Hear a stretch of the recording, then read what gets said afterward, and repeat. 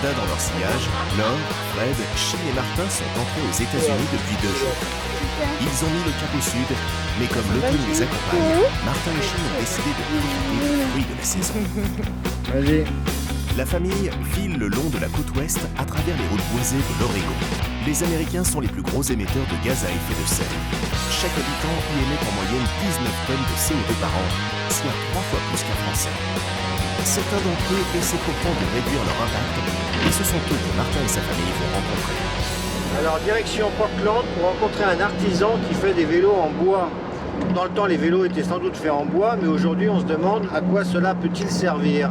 On va voir que le bois n'a pas à rougir des matériaux composites du style carbone, par exemple, que ça peut être un matériau du futur. C'est parti pour Portland. Après avoir été très polluée dans les années 80, Portland est devenue l'une des villes les plus écolos des États-Unis.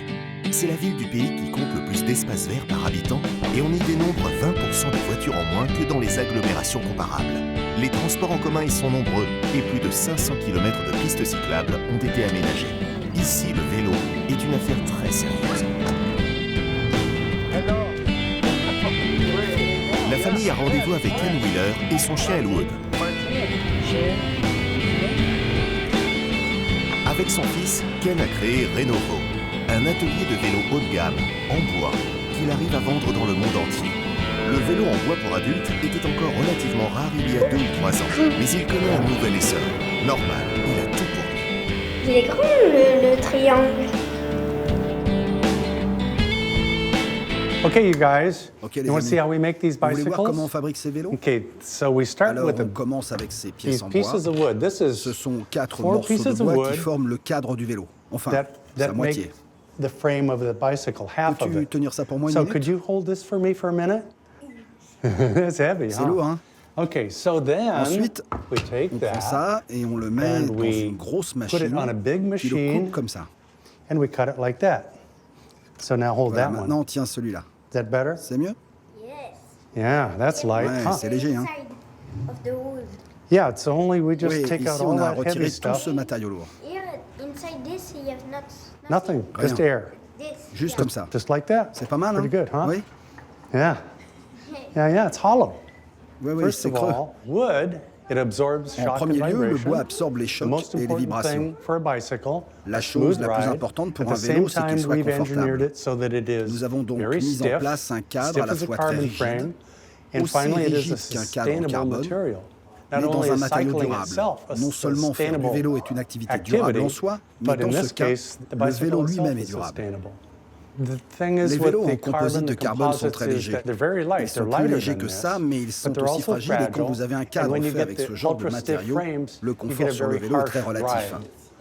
Certains Some fabricants ont manufacturers ajouté des have inserts put en plastic plastique dans inserts in l'essieu the et la stays fourche and in the fork pour essayer de to rendre try le and vélo make plus them more confortable. comfortable to Mais on ne ride. peut toujours pas les But they comparer still au don't bois, compare to car wood le because bois wood absorbe les vibrations. absorbs the vibration. The Le whole cadre frame entier is a absorbe shock les chocs dans absorber. ce vélo, On this bike, alors que dans as les vélos opposed où to le the cadre est en carbon, the carbone, whole tout frame le is a cadre est un shock transmetteur de transmitter. choc. Regarde, Chine, là, il y a 3 couleurs. Ça, c'est toutes les couleurs qu'il peut faire sur tous les vélos. Quelle est la prochaine étape? Elwood, could you give us a Peux-tu nous hand donner un coup de here? main? We Nous want to devons go out in sortir the pour shop aller dans and I need you l'atelier to et j'ai open the besoin door. que tu ouvres la porte tout de suite. Hurry up.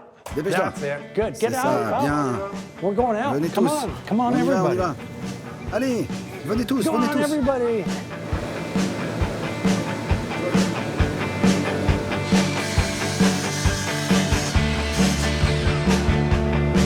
Il coupe les planches. T'as vu les dents glacées? C'est comme ça.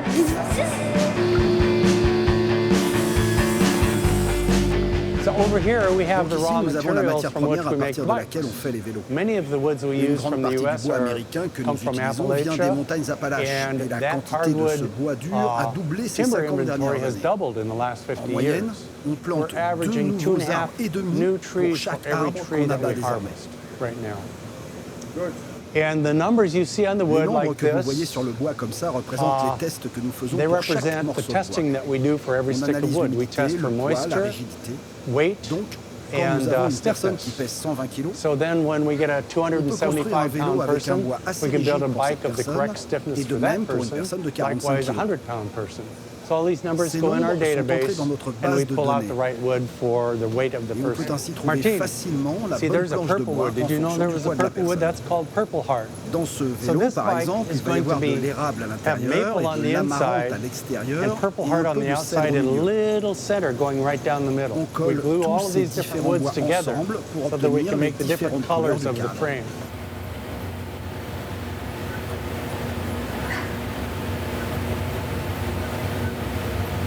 We're going to turn all On of va these into fabriquer des those triangles à triangles. partir de tout ça. And here we have Ici, 1, on 2, a 3, 1, 2, 4, 3, 5 4, 5 bikes vélos et il here. en fait encore plus ici. And he's making Voilà, more on over prend here. ça, So we'll take on va those coller and we toutes ces glue. pièces, These are all glued into et pieces. ensuite, on va And the tout next thing that assembler happens grâce is we à finger joint them l'ordinateur. out by the CNC and then run them through the CNC. Ce savoir-faire est rendu possible grâce à la PAO. C'est une machine de précision pilotée par un ordinateur qui creuse, taille et modèle le bois au millimètre près en suivant un plan en 3D. Le cadre sort en 2 morceaux qu'il suffit ensuite de coller. Ainsi, il est à la fois léger et rigide. Pour la finition galbée des cadres, Ken et son équipe se sont inspirés des principes de l'aéronautique. On passe ensuite plusieurs couches de vernis pour que les vélos résistent à l'usure du temps.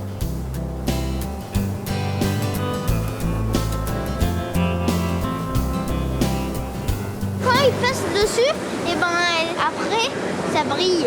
Un vernis alors. Après, Et après, il les met là quand ils sont propres. pour protéger le bois. Et en plus, ça lave. Celui-là, il a une belle couleur. Il n'y a que du beige et du marron ou du noir. La couleur naturelle du bois. Ouais. Do you make bicycle for kids? Almost. Presque. We've On a beaucoup thought very réfléchi à much faire about des vélos making pour bicycles enfants. for kids. Et nous allons bientôt en avoir un And qui we have tira. one that would actually just Tout about ce que fit nous you. avons à What faire we est have de le to fabriquer do à partir is de make morceaux de it bois out of différents different pour woods qu'ils ne soient so pas they're si not so chers, car damn ta mère et expensive ton père because your mom and ne veulent dad pas do dépenser not want to autant spend as much que as pour one of ces these vélos bikes d'adultes. costs. The least Les moins chers expensive is coûtent about environ $3,500. $3 500 et les plus chers And the sont most à expensive is 14 about 000 $. $14,000.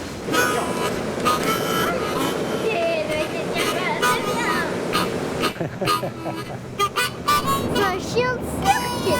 Quick! Jump there! Quick! So, La dernière the chose last que nous thing we devons do, faire, of bien course, is sûr, est build the d'assembler le bikes. vélo. So right now On we're travaille working on actuellement 40 sur plus de plus 40 frames. cadres de vélo. We've Et on built en between construit entre 100 100 and et 200 200 par per an. year. Et nous, est-ce qu'on pourrait avoir des vélos pour remplacer notre camion et voyager? I don't know what you do with Je ne the sais pas quoi kitchen. faire avec votre cuisine. Et les and enfants the vont kids are devoir gonna have to augmenter get leur up to vitesse à speed, vélo, but mais heck yeah. comment? Yeah. Ok, on va essayer. Ça ne plairait pas comme idée? Faire le tour du monde à vélo? Non? Pourquoi? Parce qu'ils sont tout petits, les vélos. On peut pas avoir tous les jouets sur le vélo et les billes et tout ça? We gotta fix On that. peut arranger ça. Goodbye. Au Goodbye, revoir. don't go. Oh, ne partez Don't pas. leave. Ne me quittez pas. Give me Top là. five. Au revoir.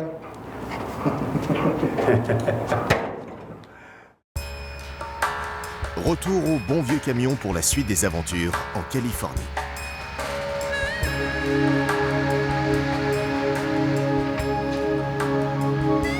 La famille entre dans l'un des parcs les plus majestueux des États-Unis, le parc Yosemite.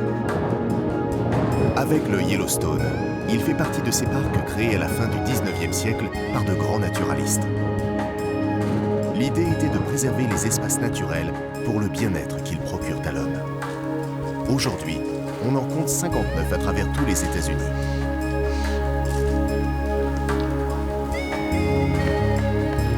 Il y a 3 forêts de séquoias dans le Yosemite. Ces arbres géants forcent le respect et certains ont près de 3000 ans. Enfin, quel est un arbre parce que les arbres, ça a besoin d'amour.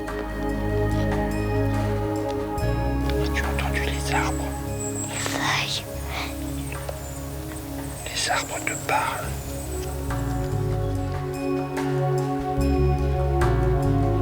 « 4 millions de personnes visitent ce parc chaque année. C'est donc le lieu idéal pour sensibiliser les Américains à la protection des forêts.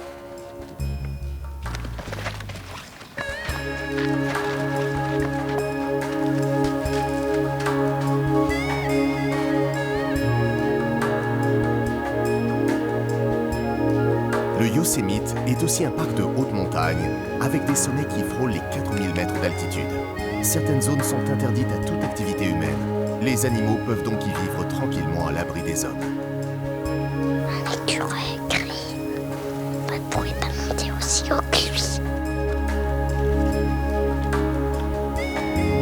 Le Yosemite abrite des écosystèmes très différents et jusqu'à 250 espèces d'animaux. Se promener dans cette immensité invite à l'humilité. On ne peut que s'incliner devant la majesté de ces paysages vieux de 20 millions d'années et s'interroger sur le rôle de l'homme dans les déséquilibres actuels.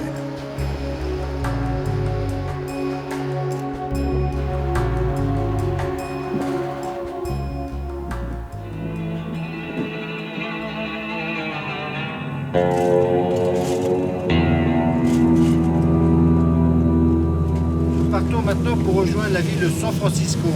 La Californie fait figure de bon élève aux États-Unis en matière de protection de l'environnement, mais plus particulièrement San Francisco avec son projet Zéro déchet. Son but, c'est de ne plus créer aucun déchet qui parte en décharge ou à l'incinérateur, c'est-à-dire que tout soit recyclable. Donc c'est parti pour visiter ce très beau projet. Le camion emprunte désormais la route numéro 1 qui longe l'océan Pacifique et que les Californiens appellent la California Dream Road, tant les paysages y sont exceptionnels.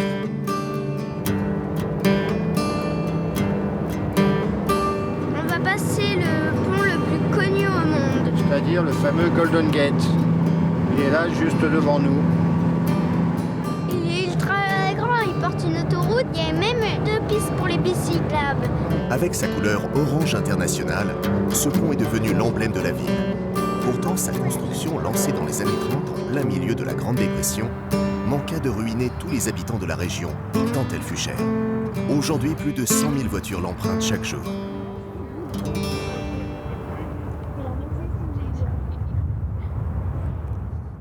Dans les rues de San Francisco, on a plutôt envie d'abandonner sa voiture. Car la ville est très pratique pour les piétons. Avec ses plages et ses 260 jours de soleil par an, elle est très agréable à vivre en général. Ses rues rampantes et ses maisons colorées en font une ville à part aux États-Unis. Mais c'est aussi une ville à part parce qu'elle s'est lancée un défi de taille. Recycler 100% de ses déchets d'ici à 2020. Pendant que Laure et les enfants profitent de la plage, Fred va essayer de comprendre comment la cité californienne espère remporter ce pari fou. Il se rend chez Recology, la société qui met en œuvre le programme Zéro déchet de la ville. En anglais, le mot waste signifie déchet, mais aussi gaspillage. En jouant sur les mots, l'objectif Zéro Waste s'attaque donc aussi au problème de la surconsommation. Robert Reed est le porte-parole de Recology. Pour cet ancien journaliste environnemental, le secret c'est le recyclage. Et pour bien recycler, il faut d'abord bien trier, une philosophie qui vient de loin. Le recyclage à San Francisco date de la ruée vers l'or en 1849. Les gens n'avaient pas beaucoup de choses, donc ils faisaient bon usage de tout ce qu'ils avaient. Même quand ils ouvraient une canette, la languette était réutilisée. Ça fonctionnait comme ça dans le temps. On doit se rappeler ces choses-là. Souvent les réponses viennent de ce que faisaient nos parents et nos grands-parents.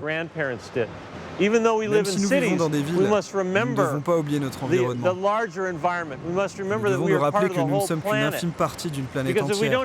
Parce que si nous n'avons pas un bon environnement, nous n'avons plus rien. Notre existence dépend entièrement de la santé de notre planète. Donc tous les jours, nous devons agir pour protéger l'environnement, afin qu'il puisse à son tour prendre soin de nous. C'est pour la photo. Elle est pour quand, par exemple, le camion de poubelle va chercher les poubelles chez toi. Tu te demandes sur la photo si tu peux, par exemple, mettre du carton. Tu regardes s'il y a du carton. S'il y en a, tu as le droit de le mettre. Alors pourquoi on a mis la vigne? Pour faire pousser la vigne. Parce que le compost, ça peut la faire pousser. Notre but est de faire en sorte que les gens regardent vraiment leurs déchets. Quand ils font ça, ils réalisent que ce sont des ressources, et que c'est de la nourriture, et que ça peut servir de compost. Et cette relation avec la nature, on la met en avant via ces vignobles, sur la même image. On ne ressemble à aucune compagnie de traitement de déchets au monde. Les autres cherchent à cacher les déchets. Ils peignent le camion en blanc ou en vert, mais on ne voit jamais les déchets. La ville de San Francisco produit près de 5000 tonnes de déchets par jour et la société Récologie en récolte la moitié. Ici, le tri et le recyclage sont la règle. Malheureusement, dans le reste du monde, c'est toujours l'incinération qui a le vent en poupe. Quand tu recycles les choses, tu peux ensuite les vendre. Quand tu recycles du papier, quand tu fais du compost, tu peux vendre ensuite le papier recyclé. Tu peux vendre le compost.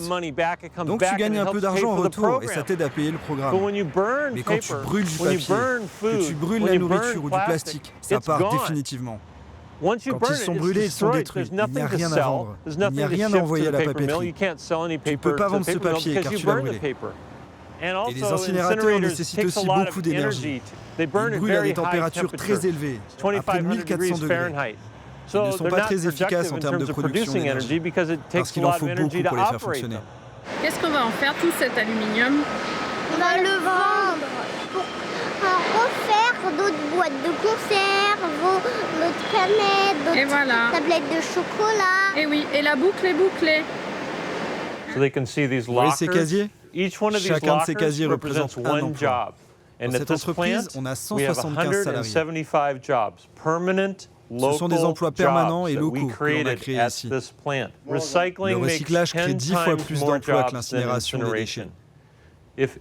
Si chaque ville américaine recyclait ses déchets à 75% comme San Francisco, on créerait 1,5 million de nouveaux emplois, rien qu'aux États-Unis. Si tout le monde en faisait autant dans le monde, on créerait énormément de nouveaux emplois. Pour Récologie, la lutte contre le gaspillage est donc non seulement possible, mais aussi rentable. Recycler, c'est bien, produire moins de déchets, c'est encore mieux. Et c'est la politique de ce supermarché innovant qui a pourtant ouvert en 1975. Au Rainbow Grocery, cela fait bien longtemps qu'on ne propose plus aucun sac. Les contenants jetables et les portions individuelles font partie du passé. La spécialité de la maison, c'est le vrac. Là, tu achètes ton pot et tu peux l'utiliser plusieurs fois. Il faut penser à ramener son pot pour le remplir. D'accord. Promenez. Qu'est-ce qu'il y a là? Des spaghettis. Et si tu veux, tu peux en acheter 2. Mais d'habitude, on peut pas. On est obligé d'en prendre moins ou plus. Eh oui. Là, tu prends que ce dont tu as besoin. Ouais. Et en plus, ça pollue pas les sacs plastiques. Et oui, il n'y en a pas. Ouais. Pour pas polluer. Il y a du chocolat à l'intérieur. Là, ils ont mis des petites cuillères pour se servir. We pass on the savings to the consumers by providing affordable product, high quality product at an affordable price, low price. On peut manger bio pour pas cher. It's possible to eat organic at affordable prices, so we like to encourage have products that are eco-friendly, also non-GMO. We try our best not to have anything GMO. C'est un meilleur marché. It's a better deal and also better for the environment. On fait des économies en n'utilisant aucun emballage. Tout le monde y gagne. Pourquoi est-ce que vous venez faire vos courses ici? La qualité, la fraîcheur. Ils ont la meilleure sélection d'épices au détail que j'ai pu trouver. Tu peux garder tes récipients, les laver et leur rapporter. J'aime aussi acheter de petites quantités pour ne pas gaspiller et pour que ça reste frais quand je cuisine. Ils font vraiment un travail formidable ici. Vraiment. Surtout avec les produits en vrac. Ils ont tellement de choses disponibles. Je me dis presque que je ne pourrais jamais quitter San Francisco à cause de ça. Nous sommes très sympas ici. Nous vendons, mais nous faisons un peu plus que ça. Informer les gens, leur faire savoir quels produits ils consomment, les aider, on espère, à vivre plus longtemps.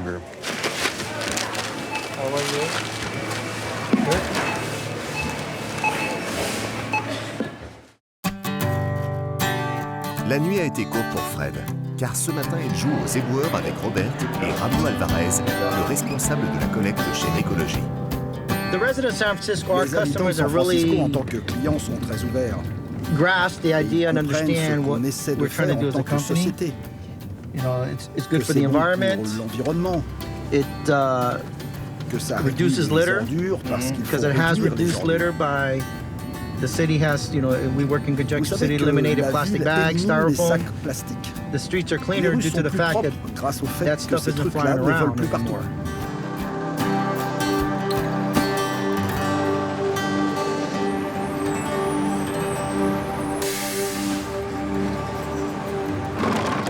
À San Francisco, chaque maison a 3 poubelles.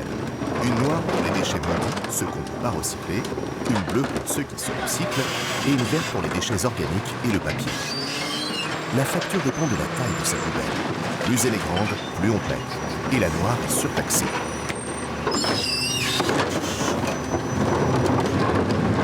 En plus de la collecte, les éboueurs doivent vérifier le contenu des bacs avant de les vider. Regardez celui-là par exemple. Tout ce plastique, ce sont des déchets. Ce n'est pas bon. Ça doit aller dans les bacs noirs. On écrit sur un petit papier les données du client et le chauffeur envoie ces données au service client. On signale au client quel est le problème. La première fois, on ramasse la poubelle quand même. Si le client se trompe une deuxième fois, on refait la même chose. On ramasse sa poubelle. La troisième fois, on laisse la poubelle, mais on permet au client de nous appeler et de nous demander pourquoi ça n'a pas été ramassé. On explique le problème et ils ont le choix. Soit ils nettoient, soit on revient la chercher, mais on leur facture comme pour une poubelle non recyclable. It is contaminated. We can't recycle a can like that. Most 99% of the time, our customers understand, and they clean the product up. So people are really recycling more, diverting more out of the black can, to a point where some people don't even put the black can out because they don't need the service. They don't have nothing to dump. So they pay less. Well, if you have a 32-gallon can and you need less volume, you put producing less, you go to a 20-gallon can and you save $5 a month. The majority of the material is food waste because a lot of customers don't have their yards, they don't plant anything. So it tends to be more food waste than green waste. Where in the suburbs, it's more green waste than food waste. Okay. La ville mise sur la pédagogie. Quand les habitants ne jouent pas le jeu, ils sont verbalisés. Et après plusieurs avertissements, les amendes peuvent atteindre 850 €. Alors le tri sélectif, ça a l'air super, mais qu'en pensent les habitants de San Francisco? C'est ce que nous allons savoir en rencontrant Lu. Elle est francophone et justement, elle habite ici. Hello, who is there? C'est Martin et toute sa famille. Martin? Oui. Nice to meet you. Je vais vous faire voir comment on fait à San Francisco. Alors pour la poubelle, dans ce bidon-là, où il y a le sachet en plastique, je mets toutes les choses qui ne sont pas recyclables. D'accord? Après là, généralement, d'ailleurs ces conteneurs sont offerts par la ville de San Francisco. Moi j'utilise du papier, mais on peut aussi utiliser des sachets qui se décomposent. Et ça, c'est tout le bio, tout l'organique. La viande, les queues de fraises, les papiers, tout ce qu'on peut retourner à la terre. Voilà, et ça va faire du bon compost après. Ce qu'il faut dire aussi, c'est que les sacs plastiques sont interdits à San Francisco. C'est pour ça que vous avez des sacs papier. Voilà, c'est pour ça que moi j'ai plein de sacs en papier. Quand on fait nos courses, on a des sacs en papier, d'ailleurs qu'on paye. Hein, c'est 15 centimes. Et sinon, on amène nos propres sacs. Ça, c'est tout ce qu'on peut recycler. Alors, le verre, le carton, tout ça, ça va tout dans la même poubelle. C'est une poubelle bleue. Tout ça, c'est recyclé. C'est difficile à faire ce tri? C'est une question d'habitude. Je suis tellement habituée, non, je trouve pas ça difficile. Une fois par semaine, je sors mes poubelles et c'est récupéré. Non, mais je vais le prendre, c'est un peu lourd pour toi, non? Tu es sûr? Bon, d'accord. C'est comme ça. Tu mets tout comme ça, là, voilà. Et le papier, ça se composte aussi, du coup. Voilà. Tout fait partie du compost. Et ça... Donc ça, c'est tous les choses qu'on ne peut pas recycler, tu vois. C'est les verres cassés, quand c'est cassé. Hein. Alors Lou, où est-ce que vous nous emmenez maintenant? Glide Memorial, c'est une église en centre-ville, derrière les grands hôtels. Qui a la particularité? Gospel.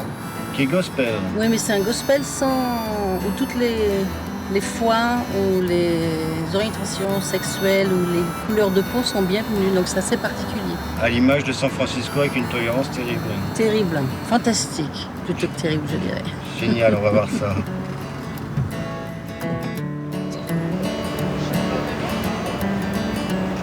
San Francisco nourrit une passion pour la liberté d'esprit et la diversité culturelle. C'est une ville emblématique de la cause homosexuelle et une ville sanctuaire pour les sans-papiers. Elle a été le berceau des mouvements hippies et beatniks. C'est un peu l'Amérique telle qu'on la rêve. Then we're going to sing Amen. Together. Going to lay down.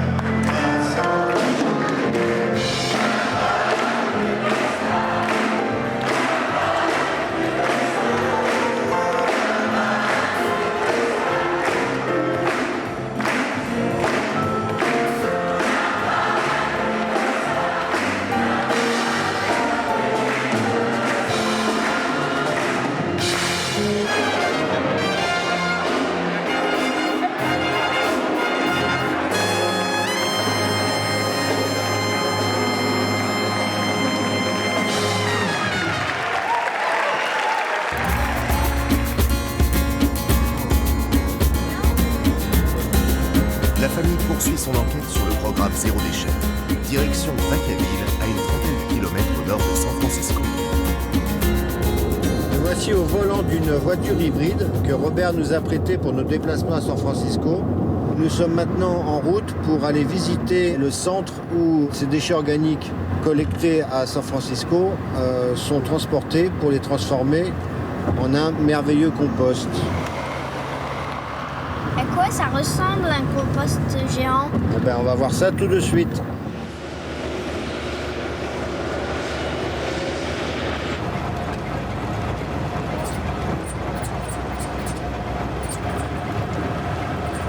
Ça, c'est des montagnes de compost.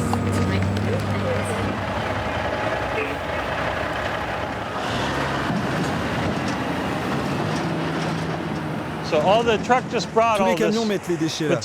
Mais si vous regardez bien, vous pouvez voir des erreurs. Vous voyez quelques sacs en plastique ici. On va réparer ces erreurs en enlevant ce matériau. Les dernières erreurs de tri sont corrigées avec un tambour et beaucoup de vigilance humaine.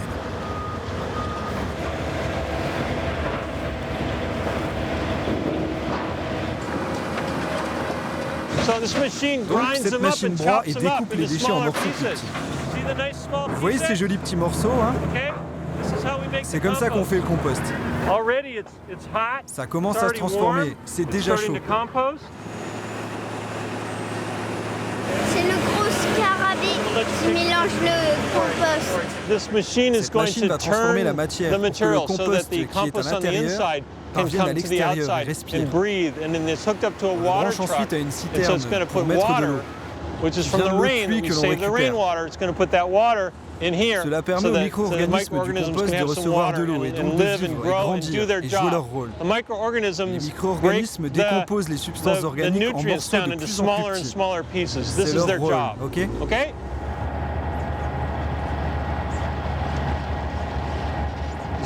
Vous voyez ces 4 tuyaux noirs dans le sol? Ces tuyaux ont de petits trous qui permettent de faire passer de l'air dans le compost. Quand on a du compost, on a des émissions de gaz. On ne veut pas que ces émissions partent dans l'atmosphère. C'est pour ça qu'on enlève le gaz grâce à ces tuyaux. Il passe dans ces tuyaux en argent, puis dans ces biofiltres là-bas. Aujourd'hui, on détruit les gaz. Mais dans le futur, nous essaierons de récupérer ces gaz pour qu'ils soient raffinés et nettoyés.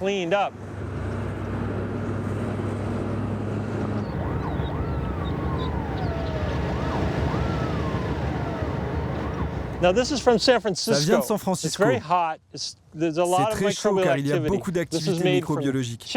C'est fait à partir d'os de poulet, de coquilles d'œufs, de grains de café, de pelures de légumes. C'est donc très diversifié. On y retrouve donc plein de nutriments et de minéraux qui sont très bons pour tous les sols. Un sol bien nourri produira des légumes de qualité. Récologie adapte son compost aux besoins des agriculteurs et ajoute quelques compléments minéraux, comme par exemple des coquillages pilés. Le compost est alors prêt à être distribué dans les fermes de la région pour enrichir leurs terres.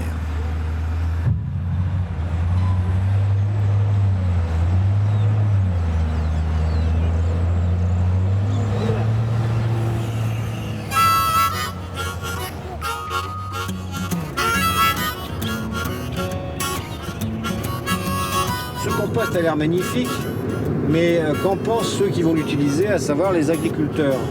C'est ce que nous allons savoir maintenant. On rend visite à M. Walker, qui a une ferme dans les parages. Sa ferme s'appelle Eat Well Farm. Ça veut dire qu'on y mange bien. Ça s'annonce bien. Nigel Walker s'est installé sur cette ferme en 1992. À l'époque, les terres étaient dévitalisées par les produits chimiques. Nigel a fait le pari d'utiliser un engrais naturel pour leur redonner vie. Nice to meet you. Ravi de te rencontrer. Martin, good to meet you. Enchanté, Martin. Pour lui, le recyclage est un cercle on ne peut plus vertueux. So, we grow these vegetables. Alors, on fait pousser ces légumes, on les met dans un camion et on les livre à nos clients à San Francisco. Okay? En faisant ça, j'enlève de la fertilité à ce sol. Et les nutriments qui sont là vont à la ville.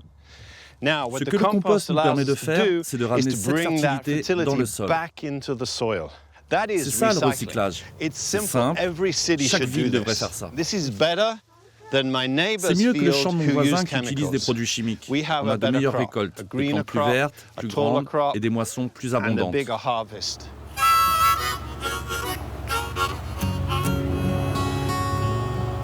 Ce compost est totalement vivant. Il fournit à notre sol toutes les variétés de bactéries, champignons, protozoaires. C'est sans doute l'un des meilleurs composts que je puisse trouver. Et voilà, on voit des choux, des aubergines, des oignons, des fraises. Dis-moi, c'est pas un petit jardin ça, hein? Ouais. Voilà ce qui me rend vraiment heureux, de voir de l'herbe et des trèfles qui nourrissent le sol. Quand mes poules et mes moutons viennent les manger, leurs déjections nourrissent aussi le sol. Ils mangent de plus en plus d'herbe et de trèfles, et à la fin de l'année, on enlève ce qu'il reste et on plante des légumes à la place. Et ils ont ainsi tous les nutriments dont ils ont besoin.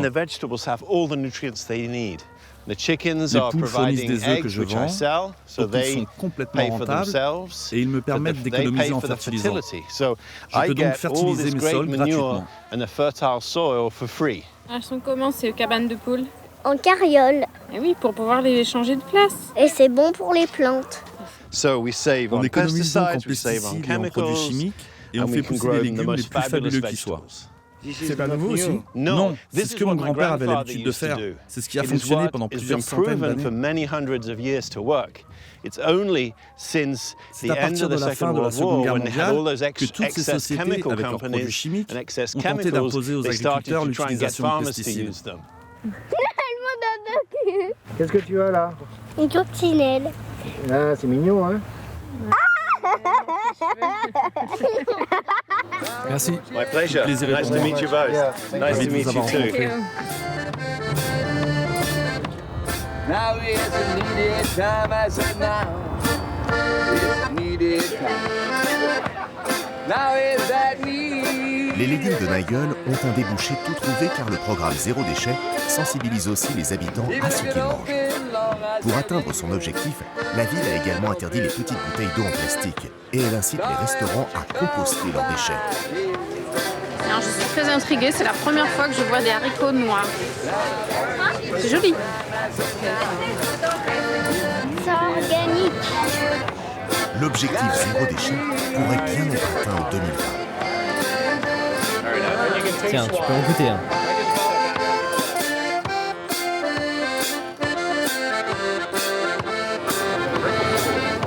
Papa, regarde, là aussi il y a les 3 poubelles et la plus grosse c'est où on met la nourriture.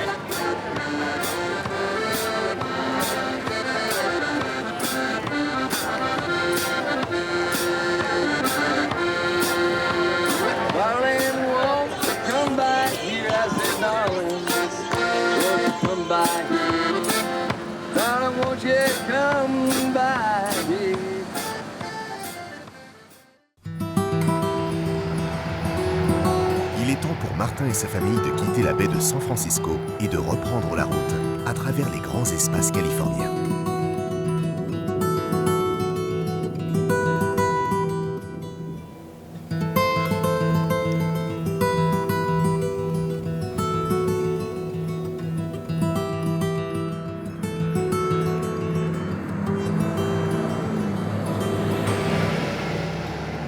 Le paysage commence à contraster franchement avec ce que nous avons connu en Amérique du Nord.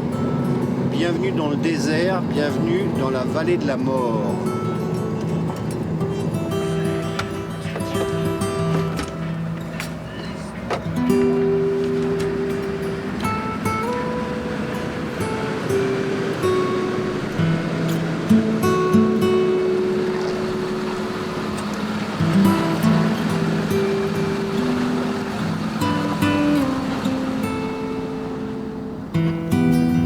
La vallée de la mort se trouve dans le désert des Mojaves. Elle doit son nom à ses températures extrêmes. Ici, l'été, il fait souvent plus de 50 degrés. Dans ce climat aride, l'eau de pluie s'évapore et abandonne derrière elle des champs de sel. C'était salé. Et quel goût? Le sel. Ce désert fait froid dans le dos. C'était le lieu où l'on abandonnait les indésirables. Sans eau ni cheval, ils avaient peu de chances de s'en sortir. Aujourd'hui encore, il arrive que des touristes imprudents y perdent la vie.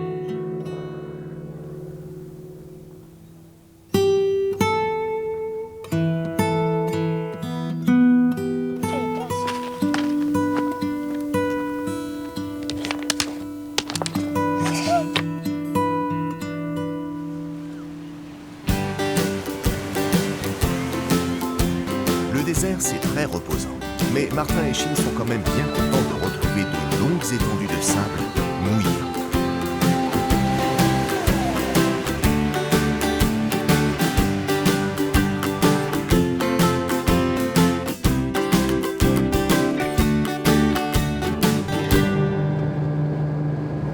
Le problème avec les vieilles voitures, c'est que généralement, elles polluent. Et plus elles sont vieilles, plus elles polluent. Alors comment faire pour conserver sa voiture plus longtemps, qui par ailleurs a une carrosserie en bon état, des freins en bon état? Tout simplement en remplaçant son moteur par un moteur électrique. Et du coup, votre voiture repart pour une nouvelle vie. C'est ce que propose la société EV West, qui est installée au sud de Los Angeles. Nous allons rencontrer Michael Bean, qui va nous expliquer comment faire.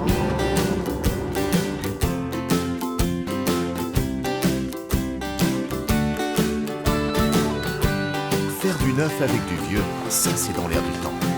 La conversion de voitures thermiques en voitures électriques n'existe quasiment pas en France. Aux États-Unis, elle est très prisée pour remettre au goût du jour de vieilles voitures très gourmandes en essence. Il suffit de remplacer le bon vieux moteur à combustion par un moteur électrique et des batteries. C'est Michael Bream, le patron de EV West, qui va tout expliquer à Martin et à Shin. Ça, c'est le positionnement de la voiture qui est là. On n'en aura plus besoin parce qu'elle va devenir électrique. We're car guys, so we don't want to go in. The last thing we want to do is go in and start shutting the chassis and changing it. There's a lot of pre-existing engineering in the car, including the transmission, the driveline, and the shift linkage. And we don't want to mess with any of that. There's a lot of engineering time and dollars put into those original drivelines. And so we want to reuse and recycle as much of that as possible. So this is a pretty straightforward model for an MGB car, actually. And this kind of shows the location of the original motor mounts. And then this is the bell housing adapter here. So this actually replaces the gas motor, and it's about a third the size of the original gas motor.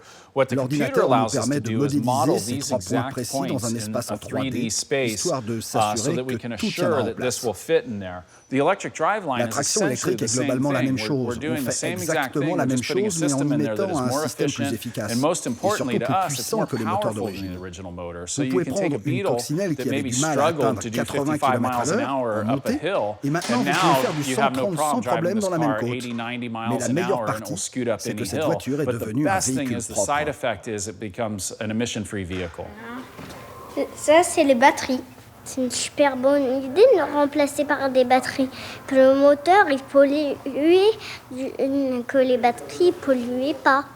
We want to be involved in it early on. We want to be kind of on that forefront. If you remember back in the day when cell phones first came out, you could only talk on them for about 15 minutes before the battery would die. And there was actually people that said, this will never take off. This technology will never go anywhere because you can only talk for 15 minutes. The exciting thing is every day that we're involved in this, those batteries get smaller, they get lighter, they get more powerful, and they get more affordable. C'est le bon moment pour acheter ces moteurs ou je ferais mieux d'attendre? That's a good question. Like any kind of technology, like buying a computer or a cell phone or a television, if you wait till tomorrow, you're always going to spend a little bit less money, but you might not have as much enjoyment as your neighbor who bought today. Où vous allez? À la plage en coccinelle électrique. A typical conversion on a Volkswagen like this usually takes, if you're experienced and you have a really good kit like we make, you can do it in about a week. If you're doing some custom fabrications car that we haven't done before and we don't have it digitized in our computer, sometimes it can take about 2 to 3 months. Is pretty normal.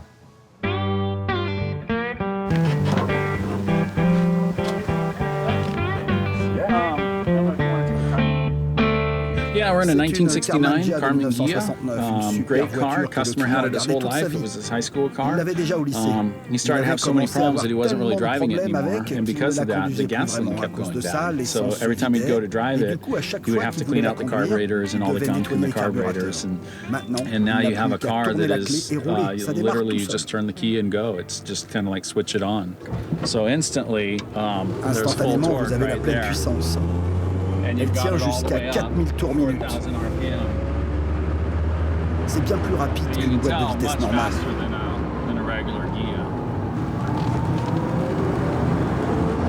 Les moteurs aiment qu'on leur tire dessus. C'est plutôt sympa. With the gas motor, when you're driving it, avec de l'essence, on peut parfois sentir le moteur lutter, alors qu'un moteur électrique est magnétique.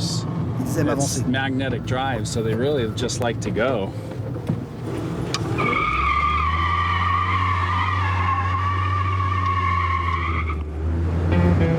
Je ne pense pas que ça lui pose des problèmes.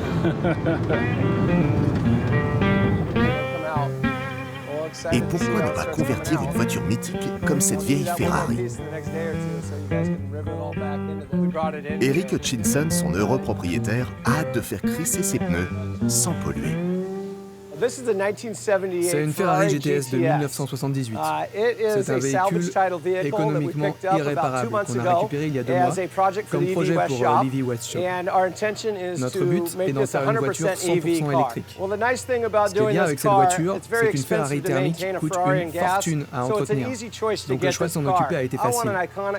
Je veux une voiture mythique que je pourrais conduire tous les jours, la convertir et ne plus payer d'essence. Une recharge coûte environ $4 l'unité et ça tient pour la journée. J'adore cette voiture, elle sera rapide, plaisante à conduire et les gens se demanderont ce qui se passe quand je démarrerai en silence devant un Starbucks. Ce sera super amusant.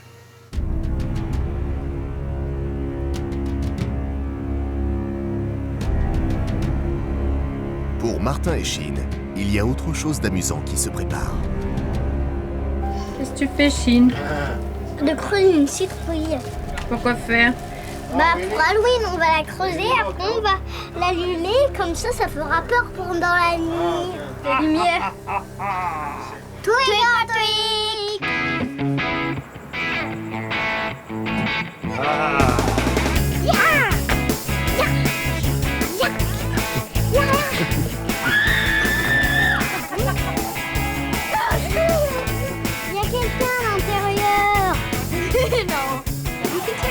Vous pouvez en prendre 2. C'est une soirée particulière.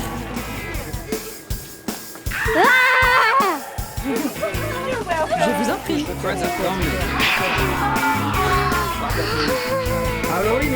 Halloween, c'est important ici aux États-Unis.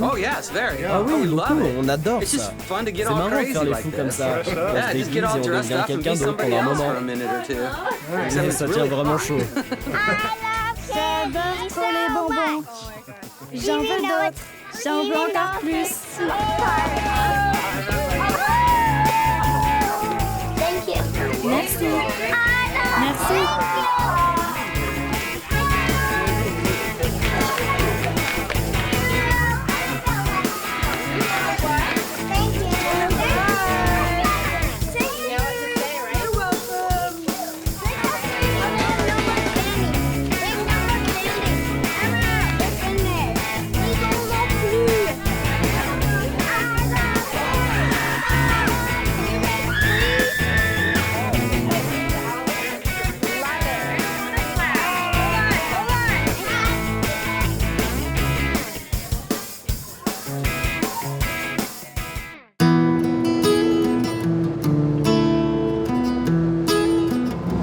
Direction San Diego, nous allons rencontrer des passionnés de conversion de voitures électriques qui ont monté un club où on peut s'aider et donc arriver à faire sa conversion à moindre coût.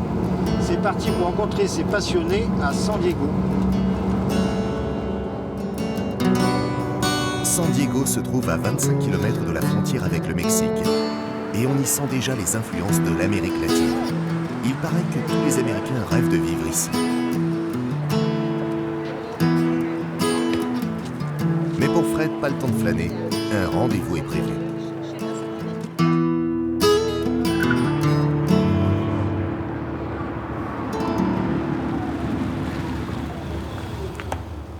Bienvenue chez KickGas Co-op.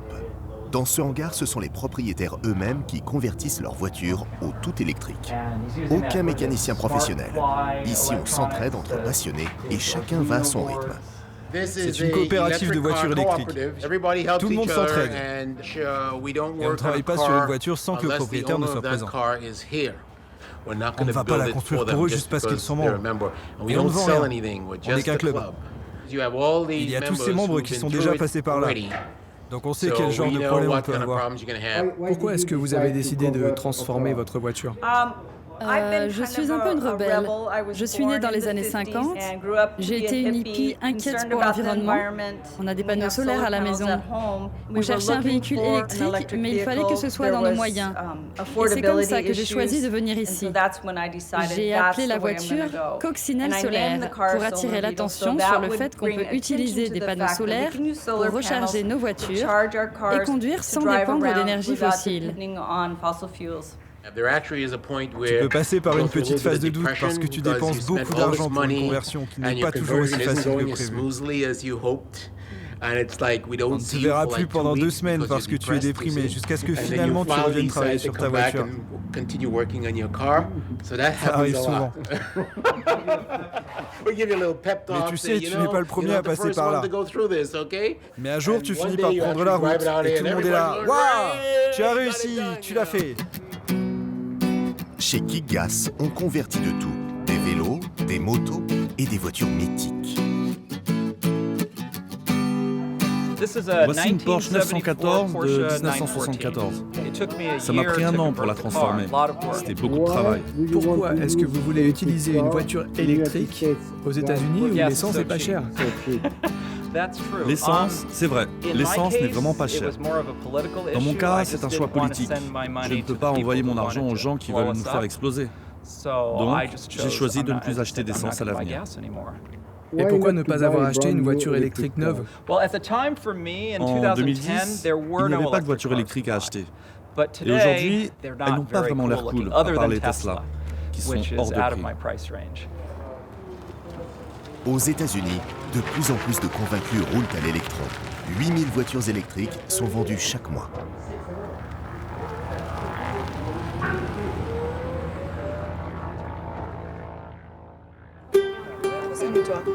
Dans quelques jours, le visa américain de Fred, Laure, Martin et Chine arrive à expiration. La famille partira explorer la Basse-Californie au Mexique. En attendant, elle savoure le littoral un peu sauvage du sud de la Californie.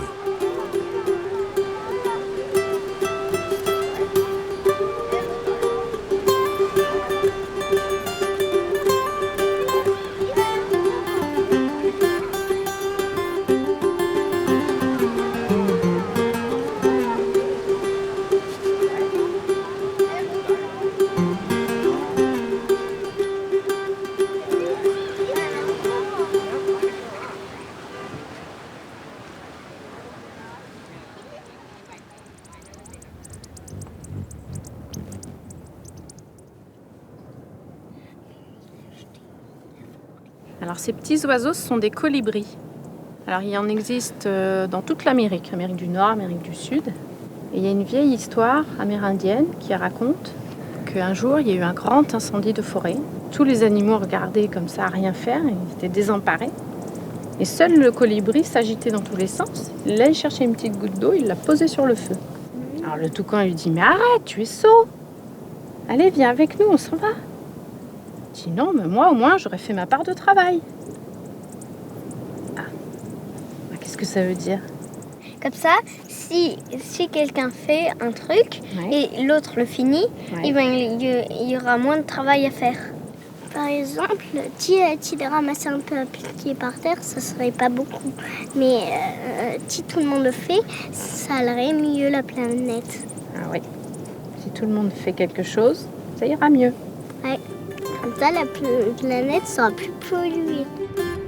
Il ne reste plus à chacun d'entre nous qu'à faire ces petits gestes qui peuvent sembler dérisoires, mais qui prendront tout leur sens lorsque 7 milliards d'êtres humains les feront ensemble.